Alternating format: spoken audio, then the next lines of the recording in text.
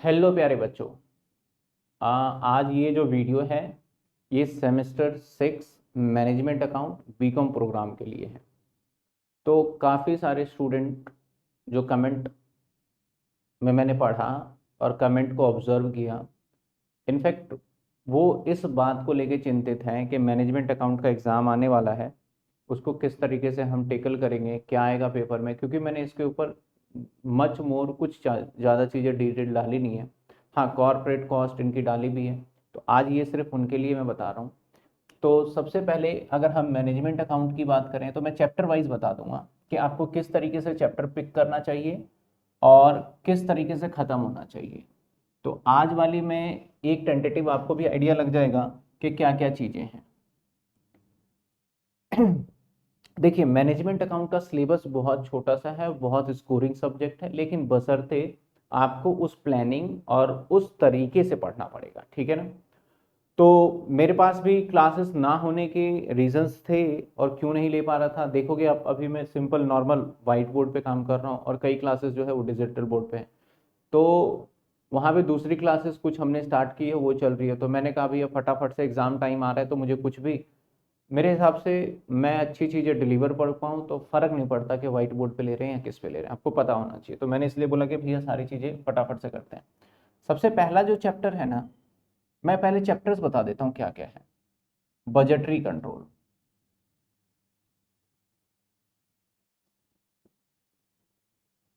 Budgetary control पहला chapter. बहुत छोटा सिलेबस, मैं इसलिए कहूँगा आप अभी देखिएगा कितने चैप्टर है। सेकंड चैप्टर की बात करें, standard costing, standard costing. Third chapter की बात करें ना हम, third chapter profit volume ratio, that is PVR. Fourth chapter की बात करें ना, दैट इज आपका एब्जॉर्प्शन कॉस्टिंग।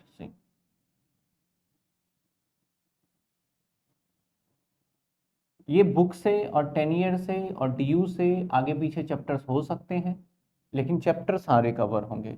इसके बाद डिसीजन मेकिंग,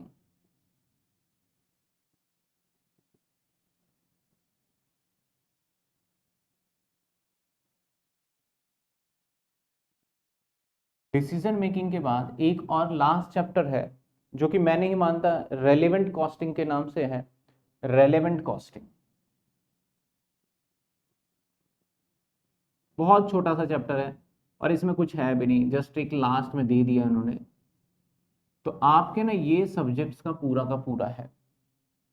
सर एग्जाम में क्या क्या आएगा आपको पता है? एग्जाम में थ्योरी और प्रैक्टिकल दोनों का मिक्स आता है। एग्जाम में आप मान के चलिए आपको प्रैक्टिकल के ऑप्शन में थ्योरी भी देखने को मिलेगा, लेकिन क्या थ्योरी होता है वो कंफर्म नहीं कह सकते। तो मैं बहुत जल्दी आप सभी के लिए थ्योरी के ऊपर भी काम करके कुछ इंपॉर्टेंट थ्योरी मार्क कर दूंगा। अब देखिए, इसमें इतने सारे चैप्टर हैं, 1 2 3 4 5 6, 6 ही चैप्टर हैं। बच्चे डरे हुए इसलिए हैं कि सर अभी तक आपने कुछ कराया ही नहीं, अभी 2 ही चैप्टर कराए। तो भाई चैप्टर ही 6 हैं। अब सबसे पहले बताएं कि एग्जाम के पॉइंट, इस चैप्टर के अंदर में से भी कुछ ऐसे हैं जो एग्जाम के लिए हाईली इंपॉर्टेंट है, कुछ ऐसे हैं जो कि एग्जाम के अंदर बहुत इंपॉर्टेंट रोल नहीं प्ले करता। बड़ा सिंपल सी बात है। तो मैं अगर रेलेवेंट कॉस्टिंग बताऊं, अब देखो मैं अगर बोल रहा हूं ना यहाँ पे कि एग्जाम के लिए रोल प्ले नहीं करता, तो उसके प्रोबेबिलिटी पे चल रहा हूँ। अब बोलो सर आपने मना किया था और पेपर में आ गया वो, तो मैं तो कहूंगा सभी बच्चे अच्छे नंबरों से पास होने के लिए पूरा सिलेबस करके जाएं। आपके पास 30 दिन और 30 दिन में इजीली हो सकता है अगर पढ़ने बैठे तो सर ये आपका लेस इंपॉर्टेंट है, तो मैं इसको अभी रेलेवेंसी नहीं दूंगा, ठीक है। अब आ जाते हैं सर, इसमें से सवाल पक्का पूछा जाना है और सर इसके अंदर आपको टाइम टाइम कितना लेना चाहिए, इसमें से 2 सवाल बन सकते हैं। और इसके अंदर जो टॉपिक्स है मैंने चैप्टर के स्टार्टिंग में भी बताया हुआ है। बजटरी कंट्रोल के अंदर फ्लेक्सिबल बजट है, आपका प्रोडक्शन बजट है और कैश बजट, 3 टॉपिक है जिसमें से मेजरली क्वेश्चन पूछे जाएंगे। सर 3 टॉपिक है तो इसके लिए आप 3 दिन से ज्यादा नहीं ले सकते, 3 दिन में इजीली खत्म हो जाएगा, लेकिन आपको उसके लिए कम से कम मिनिमम 3 घंटे लेके बैठना है सर। 3 घंटे और उसके बाद फिर क्वेश्चन भी करना है। तो मैं अगर प्लान लेके चल रहा हूँ तो 3 बहुत, जो 20 दिन के अंदर पूरा सिलेबस निपटा सकते हो और अच्छे से। और ये नहीं कि सिलेबस खत्म करना, मार्क्स भी आएंगे लेकिन आपको 3 घंटे डेली पढ़ने पड़ेंगे। सर 3 दिन। सर पीवीआर की बात करें, एग्जाम में बहुत इंपॉर्टेंट है, क्वेश्चन पूछा जाता है। तो पीवीआर की बात करें अगर हम, तो ये आप 4 डेज ले सकते हैं। और जिन बच्चों की मैथमेटिक्स या माइंड बहुत ज्यादा शार्प है वो 2 दिन 3 दिन में भी खत्म कर सकते हैं। सर एब्जॉर्प्शन कॉस्टिंग की हम बात करें, ये भी एग्जाम में पूछा जाता है। ये मैक्सिमम 1 डेज या 2 डेज मान लो, आप 2 दिन मान लो। या अगर मैं बोलूं कि अभी थोड़ा सा हमारे पास टाइम अवेलेबल है, तो इसको आप ना 5 दिन भी ले सकते हो अगर अच्छे से करना चाहो। तो मैं थोड़ा टाइम बढ़ा देता हूँ, थोड़ा रिलैक्स होकर 2 घंटे पढ़ लीजिए अभी, ठीक है। 4 दिन और इसके अंदर 2 दिन आप लेंगे, इनफ है 2 दिन, बहुत इनफ है 2 दिन, ठीक है। एब्जॉर्प्शन के बाद फिर आपने करना है डिसीजन मेकिंग, इसमें से भी सवाल पूछा जाता है। इसके अंदर आप 3 दिन ले, 3 दिन में ये कंप्लीट हो जाएगा, ठीक है ना। इसके बाद स्टैंडर्ड कॉस्टिंग, इसमें से भी सवाल मैक्सिमम टाइम, मैक्सिमम क्या हर बार ही पूछा जाता है और ये बहुत ही इंपॉर्टेंट टॉपिक रहता है हमारे स्टैंडर्ड कॉस्टिंग में। अगर बोला जाए ना सर, जैसे कि हम किसी भी सब्जेक्ट में लेते हैं ना, तो एक ऐसा चैप्टर होता है जो कि बोलता है भैया ये ही है जो है बाहुबली चैप्टर है। कॉर्पोरेट में ले लो तो भैया कंसोलिडेशन है मेन है। ऐसे इन सभी में से देखा जाओगे, देखोगे ना, तो एक स्टैंडर्ड कॉस्टिंग है जो कि थोड़ा सा दम रखता है चैप्टर में। तो इसके अंदर आपका कम से कम, नहीं तो कम से कम आपको इसके अंदर 8 से 9 दिन में 10 दिन मान के चलूंगा, 10 दिन मान के चलूंगा। और ये रहा हमारा relevant costing. Sir relevant costing 1 day के 1 आवर में हो जाएगा आपका कंप्लीट, 3-4 सवाल है और आपको ये समझ में आ जाएगा, ठीक है ना। तो सर ये हमारा पूरा का पूरा एक सिलेबस है और एक मैंने टेंटेटिव दे दिया। आप टाइम भी काउंट करेंगे, 5, 10, 15, 4, 19 और 2, 19 और 2 आपके हो गए कितने, 21 और 3, 24 और 1, 25। यानी आपके 25 डेज में अगर आप पढ़ते हैं डेली के 2 आवर्स तो आपका सिलेबस खत्म हो सकता है। अब सर किसमें से कितने नंबर का क्वेश्चन आएगा, आपका 75 मार्क्स का पेपर आता है। अब आप जानते हैं कि 1, 2, 3, 4, 5, 6, उस चैप्टर को मैं रेलेवेंस नहीं दे रहा, 5 चैप्टर, तो आप मान के चलिए हर एक चैप्टर में से 15-15 नंबर तक के सवाल पूछे जाएंगे। लेकिन किसी चैप्टर में से ज्यादा भी पूछे जा सकते हैं। तो सो दैट मैं कहूंगा एक स्टैंडर्ड एक ऐसा चैप्टर है जिसमें से एग्जामिनर का ज्यादा से ज्यादा पूछने का मन करेगा, और एक ये और एक ये तीनों इंपॉर्टेंट है। मैंने YouTube पे पीवीआर पूरा कंप्लीट करा दिया है। बच्चों ने बोला सर इतने सारे टॉपिक हैं, आप उसको सभी को करिए। और साथ के साथ बजटरी चल रहा है YouTube के ऊपर। और मैं अगर बात करूं ऑफलाइन के, जो हमारे पास लाइव में बच्चे पढ़ रहे हैं, लाइव में, ये लाइव वाले बच्चों के लिए वीडियो है। लाइव वाले बच्चों के लिए हमने क्या करा है, मैंने क्लासेस इस बार टू बी फेयर लाइव वाले बच्चों के लिए मैंने कुछ रिकॉर्डेड क्लासेस भी डाली है। उनका लगभग सारा चैप्टर हो गया है, सिर्फ स्टैंडर्ड वाला पोर्शन मैंने पेंडिंग छोड़ा हुआ है, सिर्फ स्टैंडर्ड, बाकी सारा हो गया है। मेरी कोशिश रहेगी यूट्यूब पे मैं फटाफट डालूं, मैं रेगुलर वीडियो डालने की कोशिश करूंगा।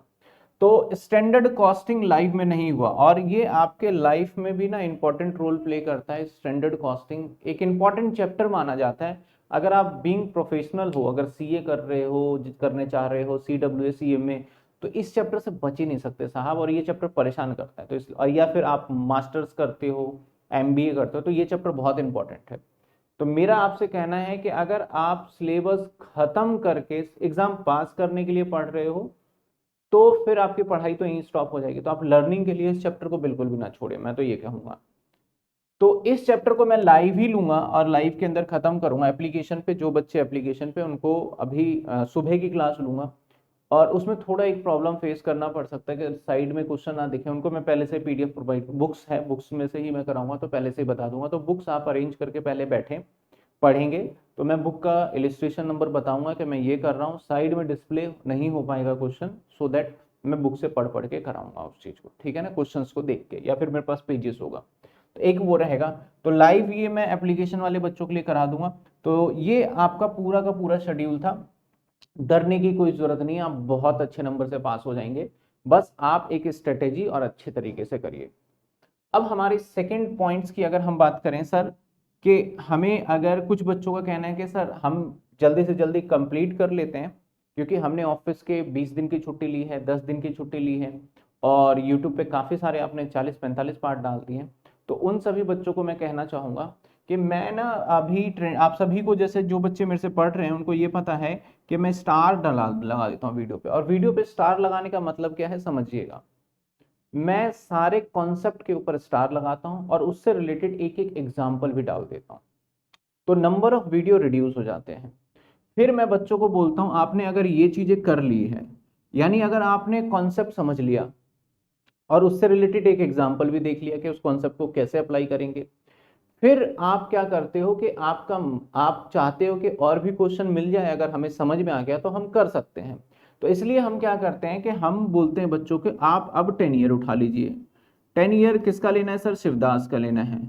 आप शिवदास का 10 ईयर ले लीजिए और इस 10 ईयर में से उसी पैटर्न के टॉपिक वाइज कैटेगराइज है और उस क्वेश्चन को करके देखिए।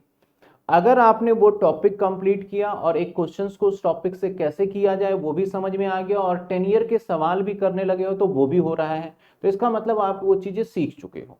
सिंपल सी बात है ना। तो ये रहता है थोड़ा सा जो फास्ट ट्रैक बैच के अंदर हमने डाला हुआ है।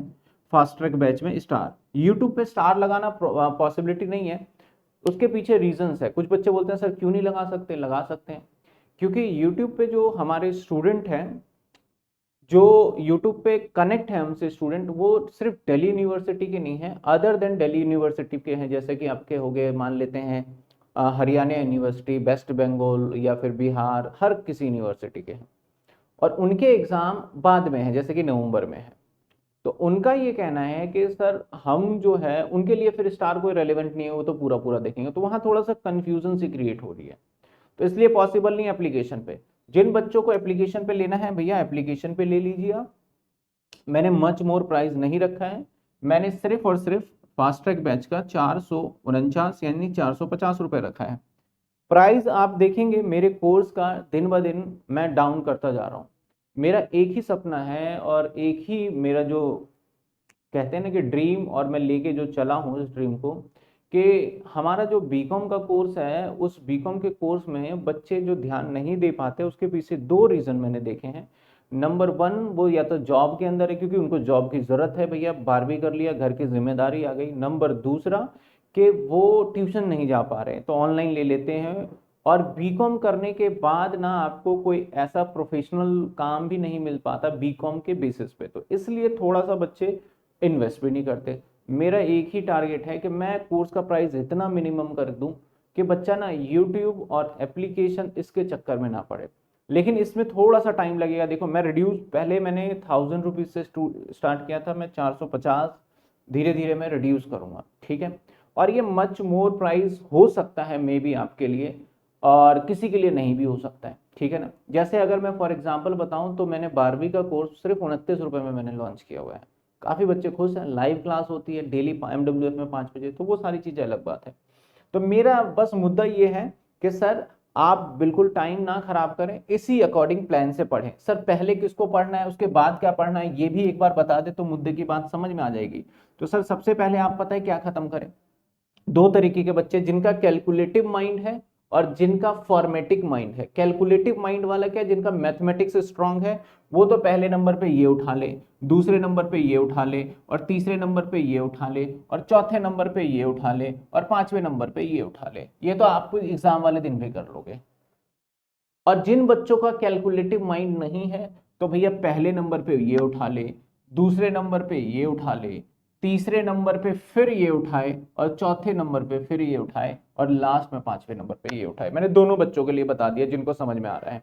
यानी जिन बच्चों को लगता है कि भैया हम फॉर्मेटिक कर लें पहले हमें समझ में आ जाए, यानी सिंपल सी बात है। अब कुछ ऐसे चैप्टर है लास्ट प्राप्त पे करने के बाद आपको समझ आए और आपका कॉन्फिडेंस बूस्ट हो जाए कि हाँ भाई हम कर सकते हैं, तो मैं बोलूंगा पहले बजटरी करो। बहुत सिंपल चैप्टर है।